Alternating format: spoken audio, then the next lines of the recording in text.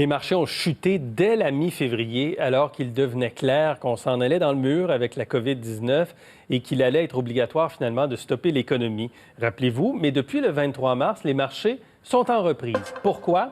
Simon Plante est gestionnaire de portefeuille à la Financière Banque Nationale. Bonsoir, Simon Plante. Bonsoir. On a clairement une tendance à la hausse, une reprise là, depuis 7 semaines maintenant.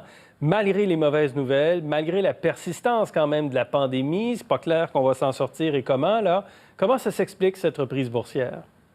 Je pense que ce qui surprend le plus les investisseurs, des fois, on a une perception de dire la bourse va vraiment bouger en tandem avec l'économie. Puis, évidemment, on voit que l'économie, dans les prochains mois, ça va vraiment être un défi. Mais pendant cette période-là, on voit les sociétés grimper. Si on regarde plus précisément, on pourrait mettre les sociétés dans différents secteurs. Je pense qu'il y en aurait 3. Tu as les sociétés qui vont gagner, qui vont tirer profit de cet environnement-là. Puis c'est eux un peu qui ont été le catalyste de cette croissance-là. Il y a des sociétés qui sont un peu sur le banc de punition, si je pourrais dire, mais c'est temporaire. Puis finalement, il y a vraiment des secteurs qui sont plus à risque, là. Alors, détaillez ces secteurs-là, les 3 là, dont vous venez de parler. Ouais. Mais si on regarde, par exemple, certains indices boursiers, je donne par exemple l'indice du Nasdaq, 40% du Nasdaq, en fait, est concentré à peu près dans 5 sociétés.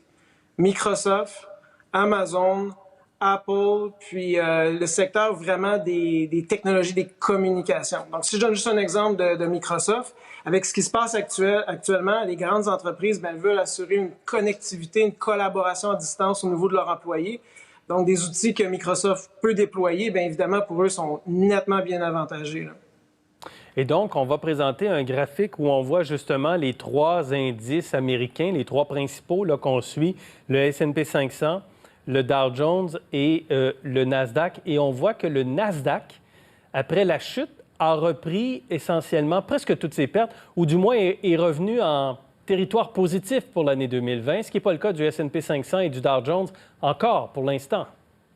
Non, c'est ça, exact. Puis si on regarde des sociétés comme Amazon qui ont eu un gain d'environ 30% depuis le début de l'année, ils se distinguent nettement, là. Mais est-ce qu'on doit s'étonner de cela, de cette reprise? Parce que je reviens dans les dates, là.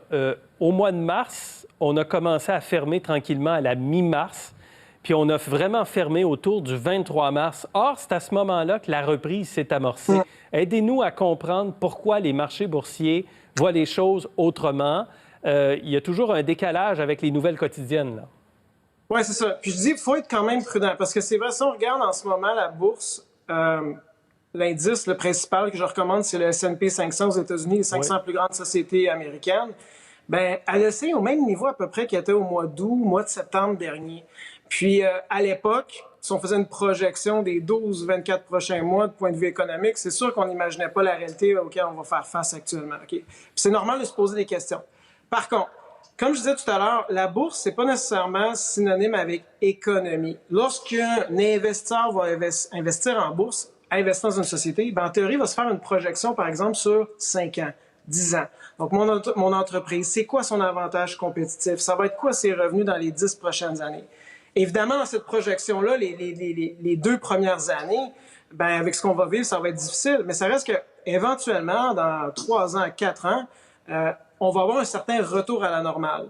Donc, c'est pour ça que lorsqu'on fait une projection et on l'actualise aujourd'hui, bien, on peut se dire qu'il y a quand même du positif à travers ça pour certains secteurs en particulier. C'est pour ça qu'on voit ces titres-là moins baisser. Et la bourse, c'est un endroit où on loge notre capital. Puis, l'autre point que je vais amener, à travers cette crise-là, vous parlez du 23 mars, mais pendant cette période-là, on a vu les taux d'intérêt vraiment baisser, encore plus. On était déjà dans un environnement de faible taux, puis maintenant, on a des taux d'intérêt en bas de 1% en Amérique du Nord.